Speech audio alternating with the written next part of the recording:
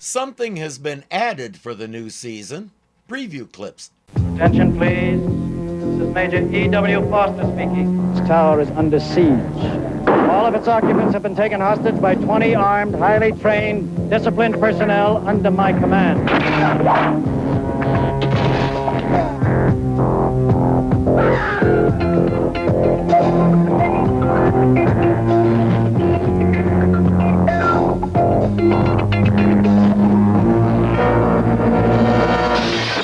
What do you think of those? Do you like the teasers, or does it seem like they spoil some things? I've heard both opinions. I don't really have one. For me, if they're there, well, then there they are. If they aren't, I don't miss them.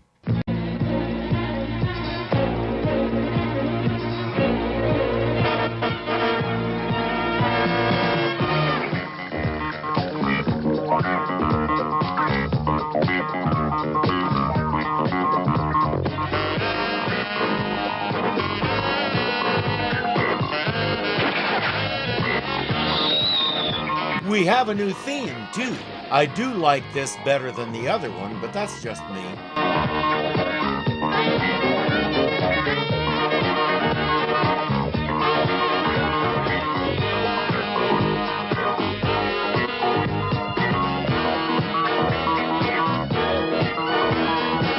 And we have a new character. Who is Julie Masters?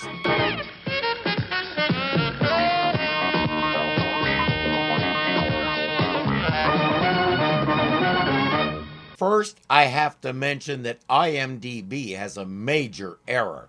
Our leader is Major E.W. Forster. The computer geek is Mr. Farnham. The IMDb credits have those two switched. Peter is meeting Jonah at the opening of a fancy new building. You newspaper people really lead glamorous, exciting lives. Huh? Well, you get to cover world-shaking events. Like the opening of a brand new glass and steel beehive. Oh, come on, Rita. This is one of the most modern, fully equipped, computer-controlled, and button-down buildings in the whole world. That's fascinating, Pete. Yeah, you're right. Fancy on the inside, at least.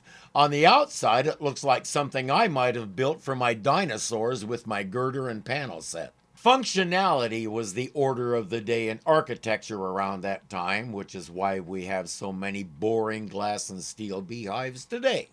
The only reason Peter has to be here is because Mr. Jameson is one of the honored guests for the opening.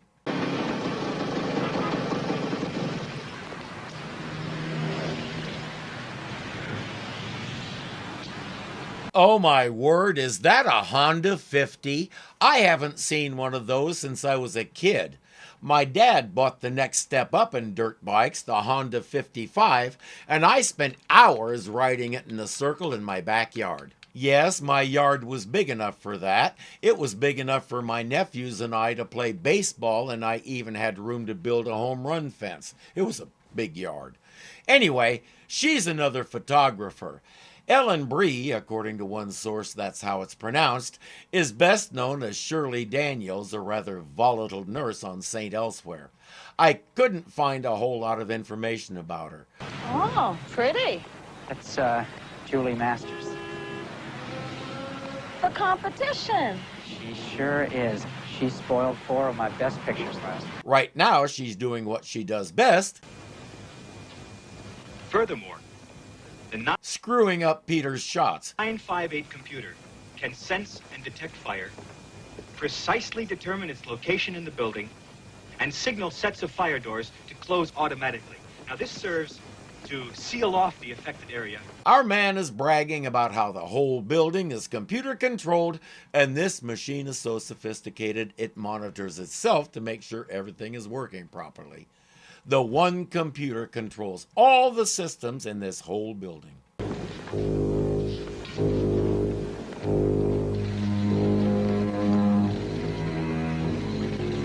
The music tells us those aren't real maintenance guys.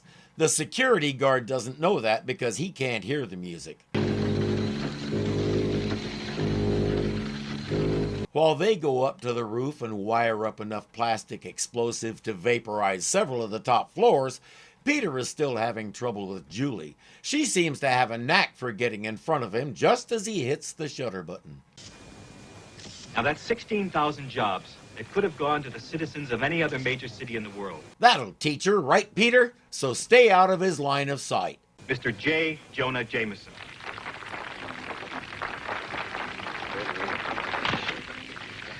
Julie, what are you doing? It's called striking back. Look, he's my boss. If I don't get a good picture of him, I'm finished. Now we're even. And lastly... Well, she wasn't in his line of sight, and neither was Jonah, so there goes that shot. Julie shows promise, both as a rival and as a potential love interest. Rita commented on how Peter doesn't seem to have any problem with her personally. That's one way of putting it. Up on the roof, our guys have finished planting all the explosives, and they've wired the whole mess to a motion detector. Anybody tries to come at them that way, and kaboom. They're using a window washing scaffold to get down, since they also wired the doors. In the process, they did find one guy who was getting ready to use the scaffold to wash the windows. How silly of him. He's all tied up now.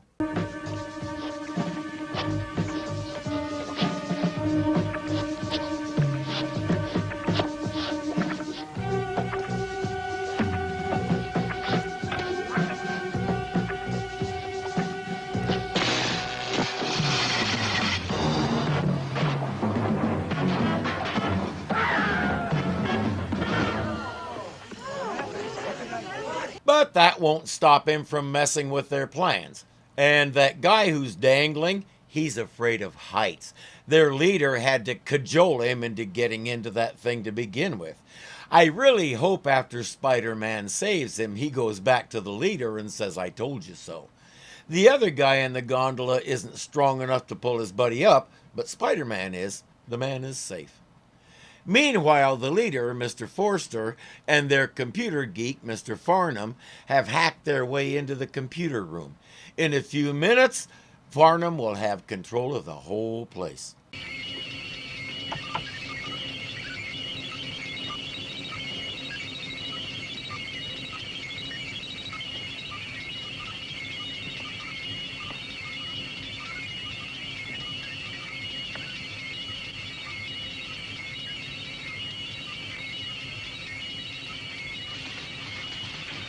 Farnham is in awe of this machine. He's worked with a lot of computers, but this thing is cray levels of awesome. What did you just do, Mr. Farnham? Mr. Farnham. I told her we didn't just break in here. You see? Listen. No alarm. She hasn't made a sound. I asked her not to. We can do whatever we want now, and she won't make any protest ever. He's convinced her that he's a friend. And he is. He's already fallen in love. We've seen David Shiner in Manimal, Blue Thunder, and twice in Voyage to the Bottom of the Sea.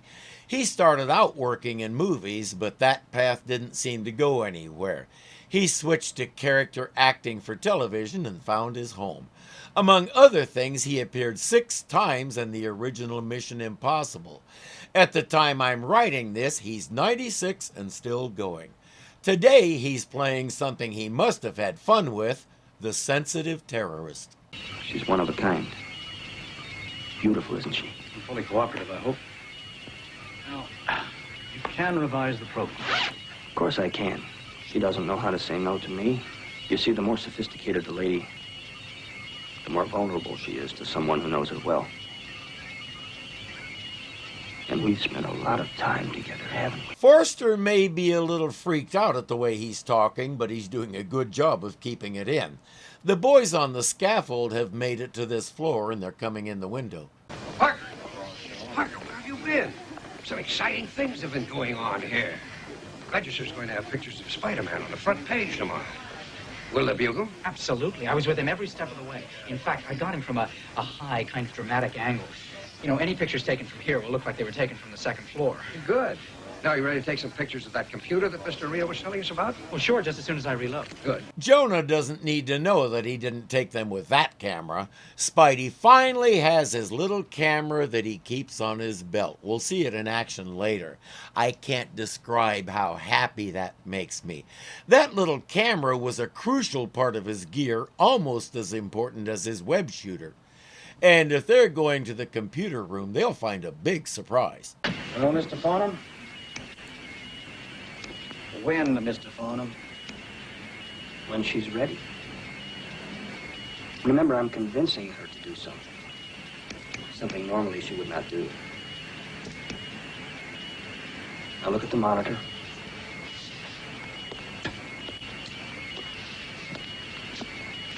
You see, she thinks there's a fire in the garage. But not one sound of alarm. And our man who was making the speech told us what happens when the computer detects a fire.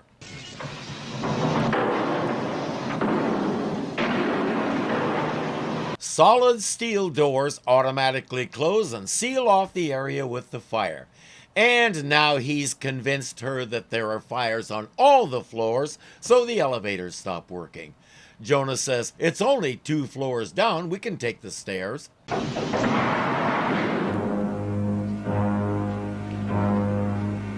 What's going on here? It looks like we're trapped on this floor. Or not, maybe they won't be going anywhere. Let's explain this to our guests. Now, I believe this condition is the result of a computer malfunction of some kind, and I'm sure it will correct itself shortly. Now, in the meantime, I suggest... Attention, please. Your attention, please. See, the computer is announcing that it's all fixed. This is Major E.W. Foster speaking. This tower is under siege. All of its occupants have been taken hostage by 20 armed, highly trained, disciplined personnel under my command. They have been given strict orders to harm no one who cooperates with us. Only those who oppose us or act against us need fear for their safety. He just lied, there's only 4 of them, but the hostages don't need to know that. The ransom is $10 million. Not quite as much as Hans Gruber was after, but it's enough to set all 4 of them up for life. I know that some of them can work on a remote access capability, a telephone line. Now, this one only responds to direct input terminal commands. Well, what floor is the computer on?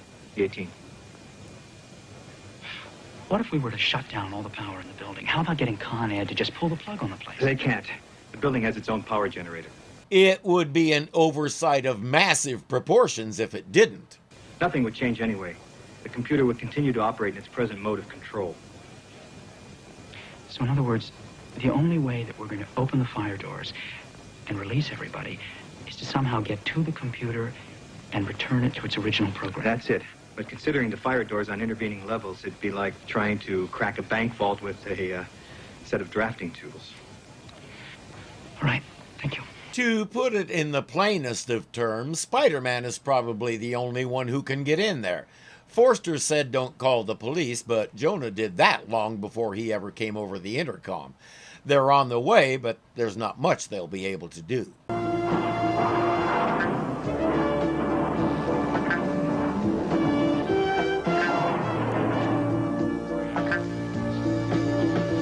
Told you, the police are learning about their adversary. Foster, EW, Major U.S. Army. Bronze Star, 3 Purple Hearts, DSC, etc., etc. Dishonorary discharge, May 15th of last year, after putting in 18 years. Got caught with his hand in a black market cookie jar. Angry, bitter, and persecuted. And brilliant. High marks in commandability, tactical know-how, and composure under fire. We're up against a battle-hardened pro. The guy talking is the police hostage negotiator. He's getting nowhere with Forster. The latter just keeps saying, have the money here on time. Our negotiator says, we will. Oh, that's very good. Then there's nothing further for us to discuss. Now, begging your pardon, sir. There are a few points I'd like us to go over. Oh, yes. Nice try, Ramirez, but I know the routine, so forget it. There's nothing for us to negotiate. Yeah, but Major, we... As you were, Lieutenant. He's not under your command, and you're not even in the military anymore, so can it with the Army talk. Based on my own observations over the years, there are few things more dangerous than a military man, especially one who's seen combat, who can't get over it and adjust to civilian life, such as this guy. I've probably met 100 of them, and every one is your basic ticking time bomb. But consider their situation. They have this stuff hammered into their heads, and then they're sent off to kill other human beings. And when they finish their service and come back, our country gives them as much support for making the adjustment as they give to a random mud puddle. We just throw these guys to the wolves and say, "Okay, you're done. Have a nice life." Seriously, the way this country treats veterans makes me want to be somewhere else. Too many can't handle life on the outside and end up doing something stupid like Forster is doing. He's just doing something stupid on a much larger scale than your average dude. It was a pretty safe bet that talking wouldn't help.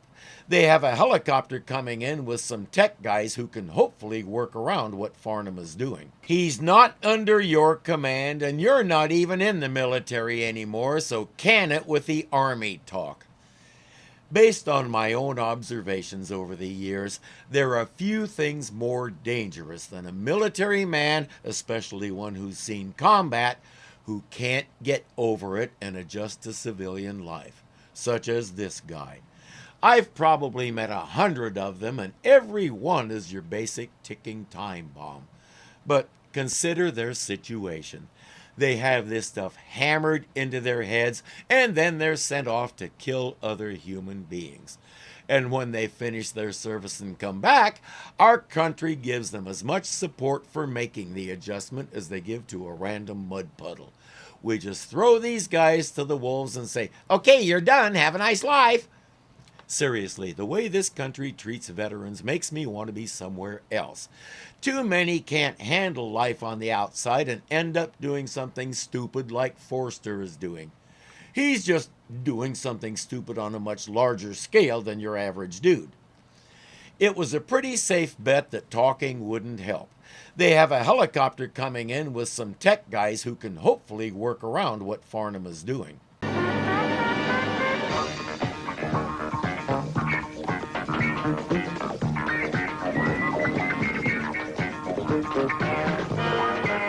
He saw the explosive on the door to the roof, and he has a good idea that there's a lot more up there.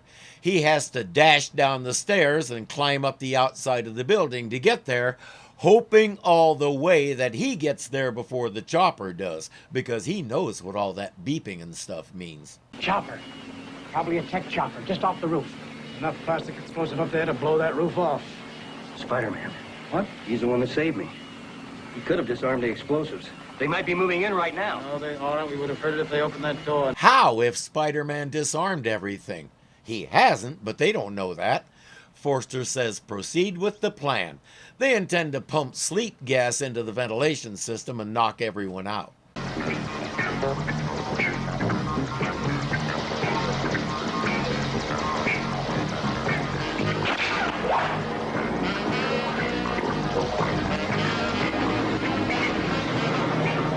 They finally get the message that the roof is wired and back off. Now he can get to work. That motion sensor is the key to all of it.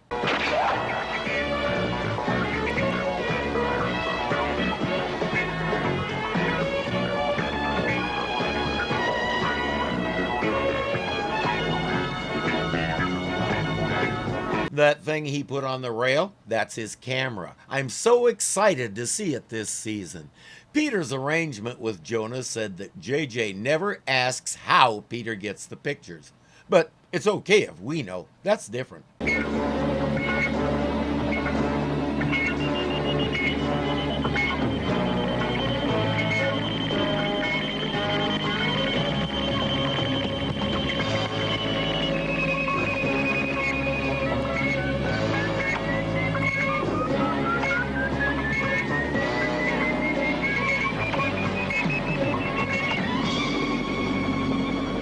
That takes care of that. All the explosive is still there, but without the trigger, it's fairly harmless.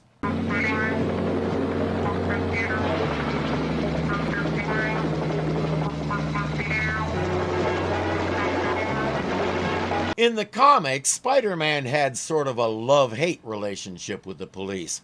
Most of the time, if they saw him, they tried to arrest him, though what for was never all that clear. They considered him a menace largely on the strength of Jonah's editorials. All the while, he's helping them catch bad guys and rescue people. Here, at least those police seem to understand that he's on their side. In fact, he just saved their collective bacon. Our pilot knows that. Sergeant Walter, I'm in charge here. Although I don't know what I did to pull this duty. Hey, I appreciate what you did. Thanks. Hey, Schechter, go down below and take a look at that door down there, will you? Wait just a minute. The other side of that thing is packed with plastic explosives.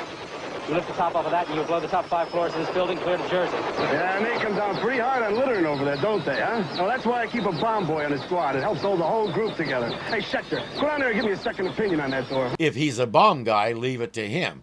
He reports that it'll take at least 2 hours to disarm the bomb on the door. They don't have that kind of time. Lieutenant, this is Spiderman. I could get into the computer room through the window. Forget it. We've run out of time. They've won the skirmish. I'm having the money brought in.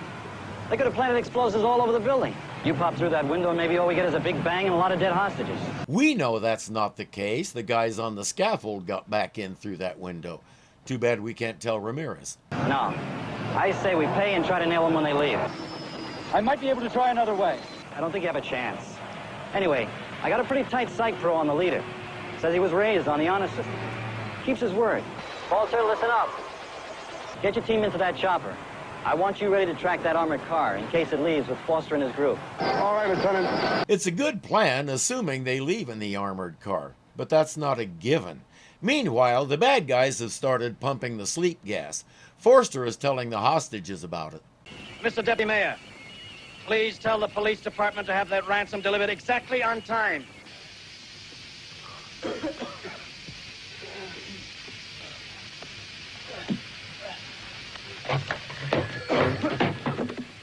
How? You just knocked him out, genius. That wasn't the brightest move he's made all day.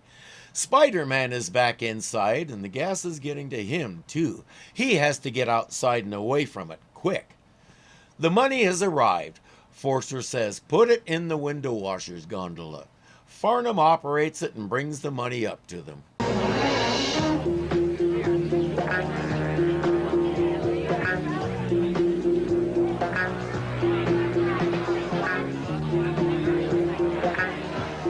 He's really plodding. That gas is still in his system.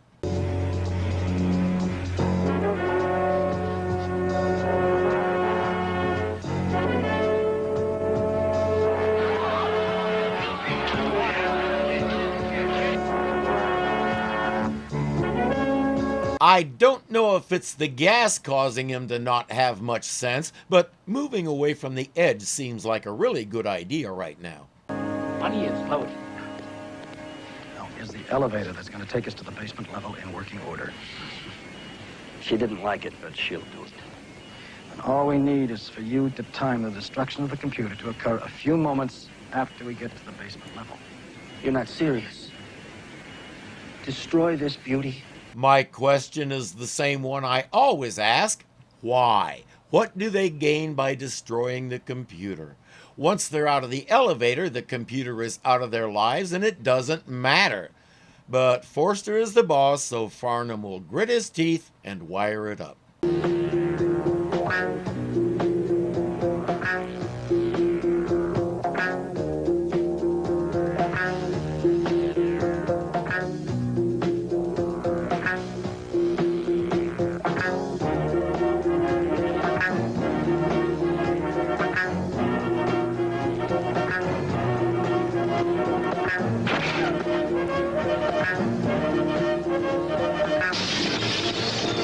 Yes, I know what all this resembles. I'll talk about that in a moment.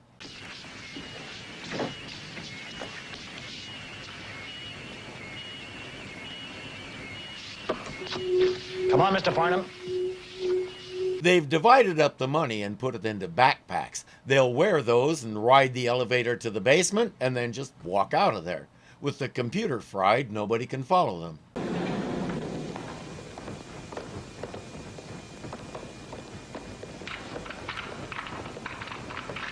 He's gonna do something foolish, isn't he?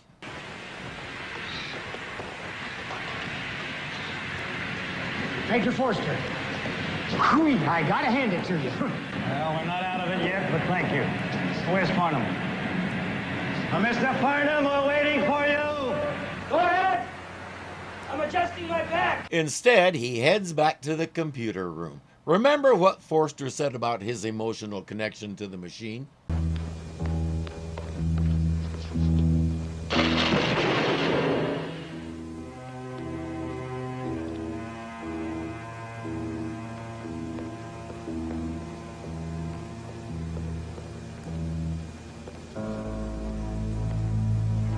He's too late, and he's kicking himself for it.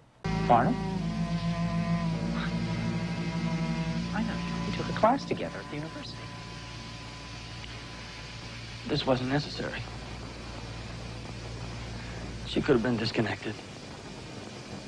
She might have had a few components removed, that's all. It would have accomplished the same thing. But no.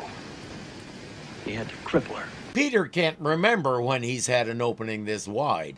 I think something snapped in Farnham's head and he forgot all about why he was here. Then he should be punished for what he did to her. Yes. He should be caught and punished. It would be fair if he were punished for doing this. If you tell me where he is, I'll see to it that he's caught and punished. I promise you. You wouldn't believe the kind of spanking Spider-Man can give him. He's off to do just that. Are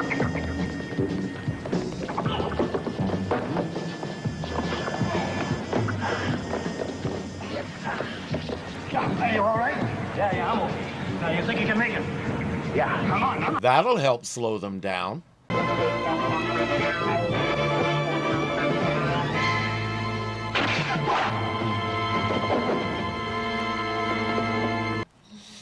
That was the bad one, too. That has got to hurt. Soon he's tied and gagged, and Spidey is off to deal with the other two. Better go and see what happened to him. Go on, Hammer. Let's leave him.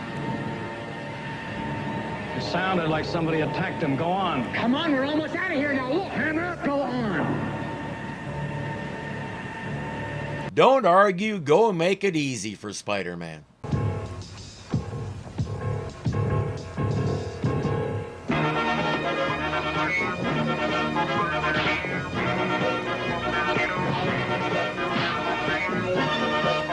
Seriously? His name is Hammer. Maybe that's because he hits like a hammer.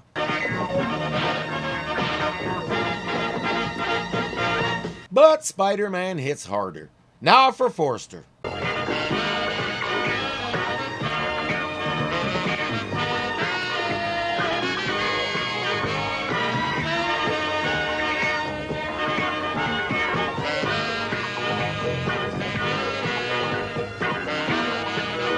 He took Hammer's backpack before he sent him away, so he has $5 million, and he doesn't have to split it with anybody. You get the feeling that was why he insisted Hammer go see what was happening, and not offer to back him up.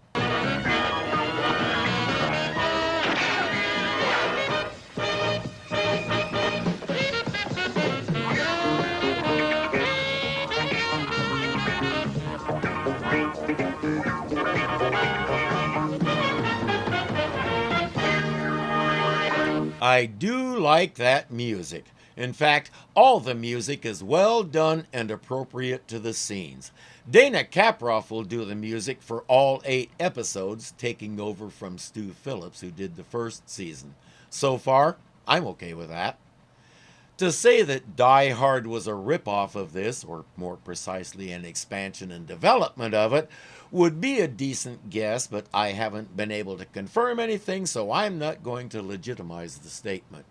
Even so, the similarities are impossible to miss. Since this was a primetime TV show, there were a lot of things they couldn't think about doing, so instead Die Hard did them. And the way John McClane gets around Nakatomi Tower, he's practically Spider-Man without the clingy fingers and toes. Did this influence Die Hard's creators? You'd have to ask them. We didn't get much of an introduction to Julie Masters. She spent most of the episode asleep. But her rivalry with Peter shows a lot of promise, so we can reserve judgment until we see where that goes. The Spider-Man costume looks a little different, but it's the kind of thing you have to be looking for, so I can let that slide. This is a good start to the season. It's just a shame the season was so short. The most basic stated reason was how expensive the show was. They didn't know this going in. They didn't go window shopping and find out what it was going to cost.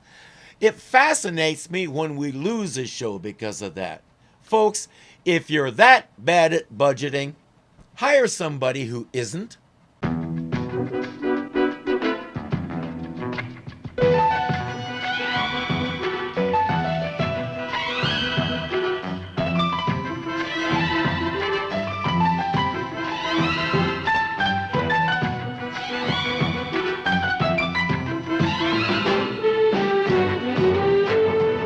Wire up enough plastic.